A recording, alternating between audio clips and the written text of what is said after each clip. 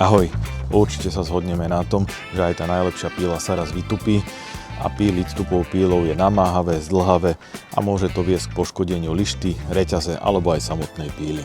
Existuje viacero spôsobov, ako reťaz nabrúsiť, dokonca v minulosti som už podobné video natočil, len to bolo v takých bojovejších podmienkach a dnes si práve ukážeme, ako to urobiť v domácom prostredí. Poďme teda na to. Prvá vec, ak mám akú pílu, vyberiem z nej baterku. Samozrejme, ak používam náhodou elektrickú, vyťahneme zo siete. Upneme si líštu do zveráku. Čím pevnejšie mám pílu, respektíve líštu upnutú, tým jednoduchšie sa mi to bude robiť. Keď to mám takto upnuté, vyznačím si fixkou miesto, od ktorého chcem začať brúsiť. No a teraz to dôležité, a to je výber pilníka. Samozrejme existuje množstvo rôznych pilníkov. Ja používam tento Chain Sharp od nemeckej značky Pferd, alebo označuje sa to aj ako pilník 2 v 1.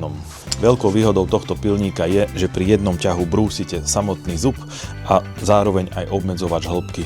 Je to dané tým, že tento pilník obsahuje 3 pilníky, okrúhly na pravý a ľavý zub a zároveň hranaty, ktorým brúsite obmedzovač hĺbky. Takže nie je potrebná už žiadna ďalšia kontrola ani mierka. Ďalšou veľkou výhodou je, že ho netreba nejako prestavovať, keď prechádzate na pravú a ľavú stranu, jednoducho ho len otočíte. Dokonca obsahuje nakreslené symboly, ktoré vám pomôžu si ho správne otočiť. Máme teda označený zub, kde budeme začínať, zoberieme pilník a ideme na to. Použijem mierny prítlak a takto si postupne prejdem všetky zuby. Doplním, niekto pri samotnom brúsení zvykne používať aj brzdu, aby to mal stabilnejšie. Ukážem. Reťaz je potom viacej fixovaná. Ja som si zvykol bez toho, ide mi to rýchlejšie, ale to je naozaj vec osobnej preferencie.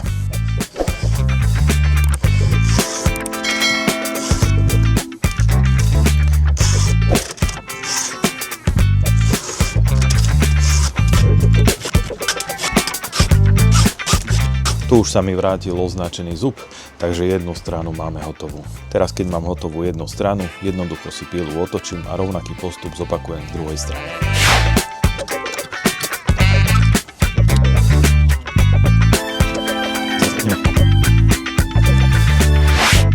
Opäť si poznačím zub, od ktorého budem začínať. Teraz prichádza ten moment, kedy si otočím pílnik, čiže znova si nájdem symbol, mám to správne, môžeme ísť na to.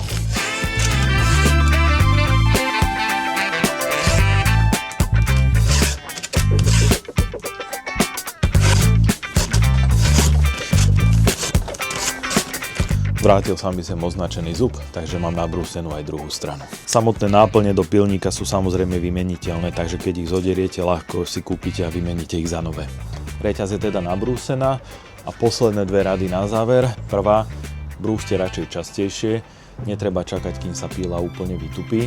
No a druhá rada, keď dobrúsite, vyčistíte si pilník. Stačí malá drôtená kefka, lebo špony, ktoré v ňom zostávajú, znižujú účinok brúsenia. Toľko na dnes k brúseniu reťaze. Ďakujem, že ste si video pozreli. Ak máte vlastné tipy a spôsoby, kľudne napíšte do komentára a vidíme sa zase na budúce. Ahoj.